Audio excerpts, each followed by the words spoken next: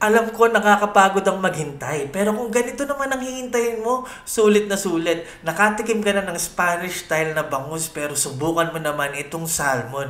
Talagang ikay mapapalamon. Madali pa to sa easy, tuturuan ka ni Tipsy. Let's go! Yo, welcome to Pimp Your Food. Pag sinabi kong pangmalakasan to, siguradong pangmalakasan talaga tong iluluto natin. Hindi kayo mapapahiya, napakadali pa. Una, naglayer lang ako dito ng carrot, bawang, bell pepper at ang ating pickle.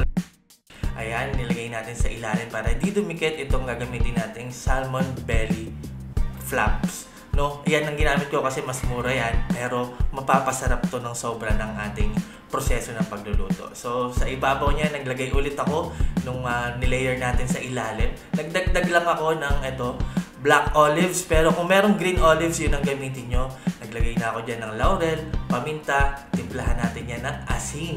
Tapos ito, pampalasang gagamitin natin. Konti lang. Ayan, oyster sauce. Maglalagay ako ng suka, yung di ganun kaasim na suka, no? Ayan, tansya-tansya lang tayo. Masarap kakalabasan yan. Gamitin nyo lang ang inyong pakiramdam. Tapos ito, is 1 cup ng corn oil.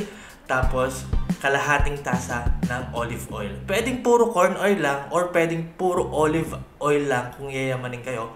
And then maglalagay tayo dyan ng tubig hanggang sa ma-reach niya yung layer ng ating niluluto. Ganyan lang yung pantay lang.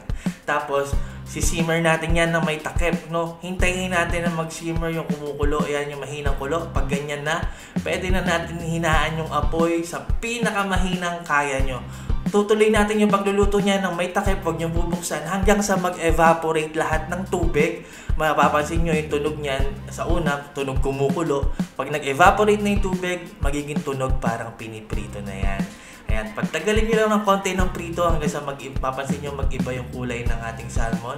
And now, look at that. Ganun lang kadali. Kung ayaw nyo gumamit ng salmon, pwede kayong gumamit dito ng bangus, pero yung boneless yung piliin nyo, no? Kasi ito yung easy or lazy version ng Spanish style na ginagamitan ng pressure cooker, pero ito hindi na tayo gumamit. Kaya kung bangus ang gagamitin nyo, siguraduhin yung boneless. At gaano katagal ko pinag-evaporate yung tubig, inabot ako dyan ng 2 oras. Kaya pasok na yung lasa niyan. At hindi yan malakas sa LPG kasi nga sinabi ko sa pinakamahinang apoy lang natin yan niluto. At siguradong sulit na sulit ang paghihintay. 2 oras dyan sa salmon, sa bangus 3 oras, no? 2 kalahati hanggang 3 oras. Ganun ang nasubukan ko. At napakasarap. Naihanda ko na to dito sa bahay, nagustuhan ng mga bisita, kaya hindi ako mapapaya sa inyo. Para sa marami pang recipes, huwag nyo kalimutan mag-subscribe sa aking YouTube channel, Tipsy Goes Random. Follow nyo ako sa Facebook, Pimp Your Food. Follow nyo ako sa TikTok at Kev_Andrade. Maraming salamat sa palagi nyo panonood, pagtangkilik, pagsuporta, pagsubaybay. Ako po si Tipsy D. God bless sa inyo lahat. Peace!